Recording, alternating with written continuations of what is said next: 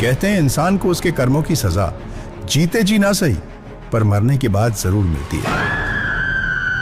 कुछ आत्माएं ऐसी होती हैं जो खुद के साथ साथ दूसरों को भी मुक्त नहीं होने देती। ये कहानी है नीलम की, एक ऐसी स्पिरिट जिसने उस हवेली पर कब्जा कर लिया था जहां उसे दफनाया गया था।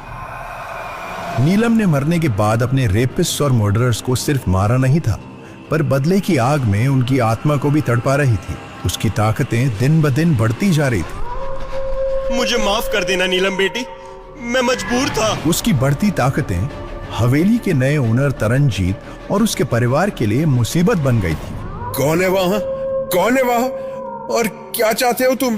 तरनजीत ने यज्ञ करवाए, आयतें पढ़वाई और फादर से होली वाटर भी हवेली में छिड़कवाया, पर वो होली वाटर जमीन पर गिरने से पहले ही खून के छींटे बन जाता था। आखिर में तरनजीत ने हार मानकर अपने खास दोस्त को सारी बात बताई। अब वही है जो तेरी मदद कर सकता है। कौन?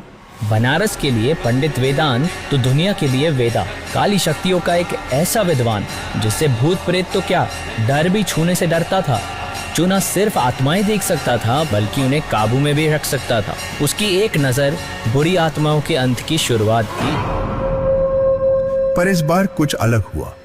बुरी आत्माओं से बेझिझक लोहा लेने वाला वेदांत आज पहली बार डरा हुआ था। सर जी, मैंने ना एक बात आपसे छुपाई थी। फोन पर तरनजीत ने जो कहा उसे सुनकर वेदांत के पैरों तले जमीन खिसक गई।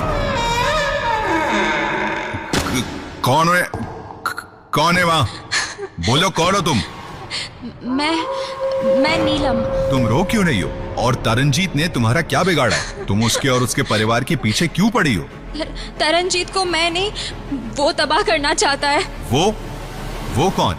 नीलम की बात सुन के वेदांत कुछ परेशान था कि तभी नीलम ने वेदांत के सवाल के जवाब में अपनी उंगली उठाई और वेदांत के पीछे बने हवेली के तहखाने के दरवाजे की ओर इशारा किया।